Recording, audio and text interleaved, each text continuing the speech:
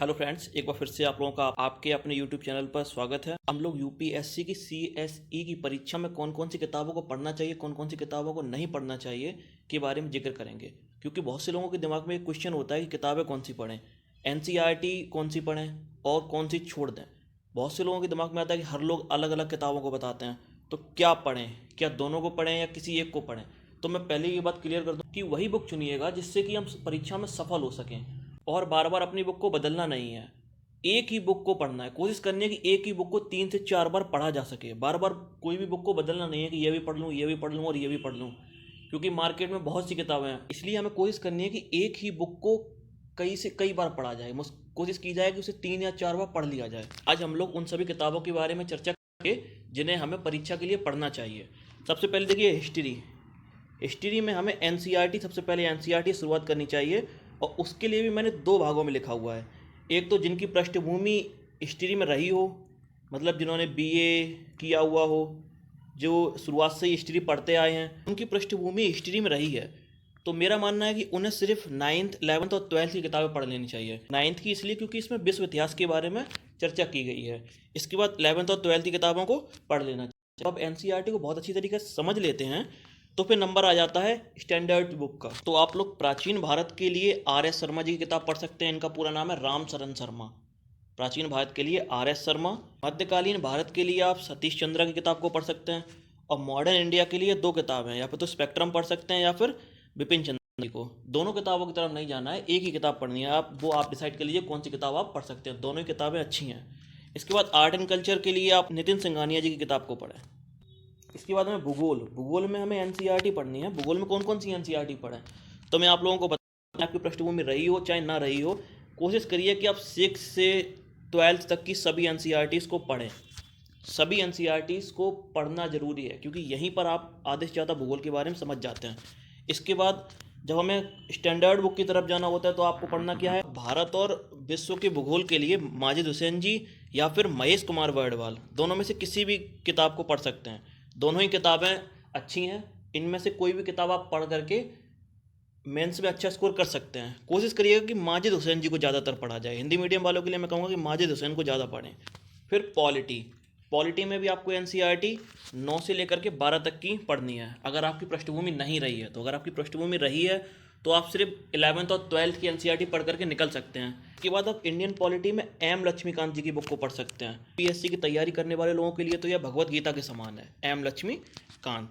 इसके बाद अंतर्राष्ट्रीय संबंध, जिसकी आवश्यकता में मेंस की परीक्षा देते वक्त पड़ती है, लेकिन हम लोग प्री के साथ ही मेंस की तैयारी भी करते हैं, क्योंकि प्री के बाद हमें उतना वक्त नहीं मिलता कि हम मेंस की तैयारी कर सकें। इसलिए अंतर्राष्ट्रीय संबंध के लिए आप महेश कुमार या फिर वीएन खन्ना जी में से किसी एक की बुक को पढ़ सकते हैं।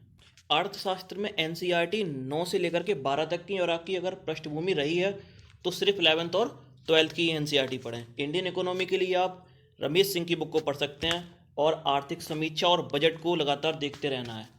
हम इसके बाद नंबर आता है समाजशास्त्र का। इसमें भी आप लोग सिर्फ 11th और 12th की एनसीईआरटी पढ़ लें। इसके बाद बुक कौन सी पढ़ लेनी चाहिए, वो होती है इंडियन सोसाइटी। इसके लिए आप लोग श्याम चरण सिंह या फिर राम आहूजा में से किसी एक किताब को पढ़ सकते हैं। मेरी बात को याद रखिएगा, किताब एक ही पढ़नी है, बार बार उसे बदलना नहीं है। कोशिश की जानी है कि उसे एक नहीं कई बार पढ़ लिया जाए। ऐसा नहीं कि एक किताब एक बार पढ़ ली और छोड़ दी, दूसरी पढ़ लेते हैं। एक बुक को कोशिश करो कि 3 से 4 बार पढ़ा जाए। इसके बाद नंबर आता है पारिस्थितिकी एवं पर्यावरण का। इसमें क्या पढ़ना है, एनसीईआरटी। इनमें से कौन कौन सी एनसीईआरटी पढ़ना है। सब लोग बोलते हैं कि 12th की एनसीईआरटी भी पूरी पूरी पढ़ो, तो मैं बताता हूँ, सिर्फ 11th की एनसीईआरटी पढ़िए और 12th की एनसीईआरटी के लास्ट के 6 चैप्टर पढ़िए बायोलॉजी के। किसके, बायोलॉजी के।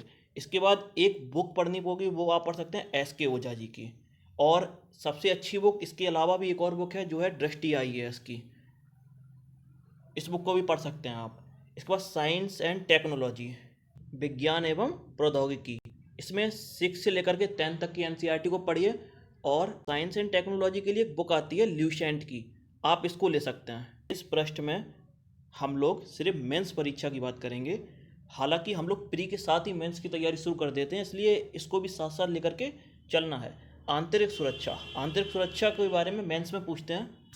अशोक कुमार एंड विपुल की किताब को ले सकते हैं। इसके बाद नंबर आता है इथिक्स का। एथिक्स का एग्जाम सबको पता है, GS 4 का में एथिक्स का पेपर होता है।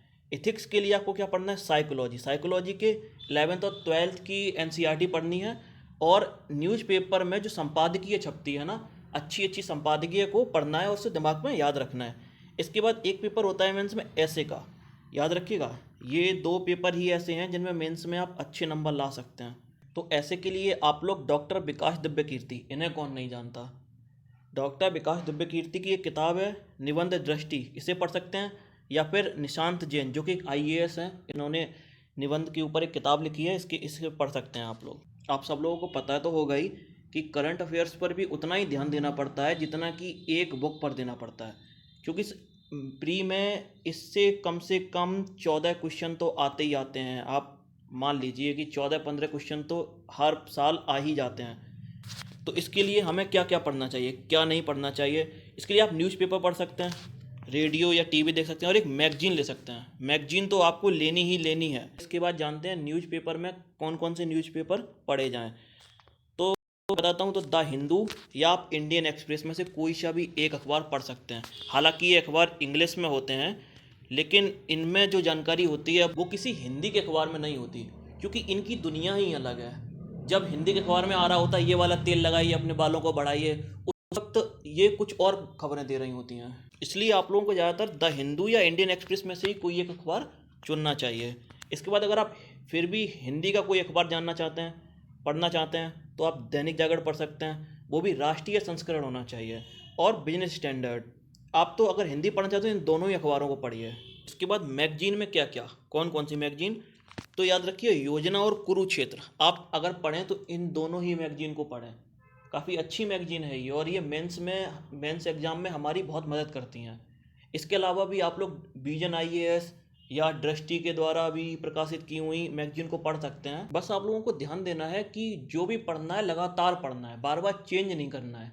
मैं आशा करता हूं कि मैंने अपनी तरफ से आप लोगों को जो भी समझाया आप लोगों को समझ में आया होगा। हमारे चैनल को सब्सक्राइब जरूर करें ताकि हमारी आने वाली वीडियो के लिए आप हमेशा हमारे साथ जुड़े रहें।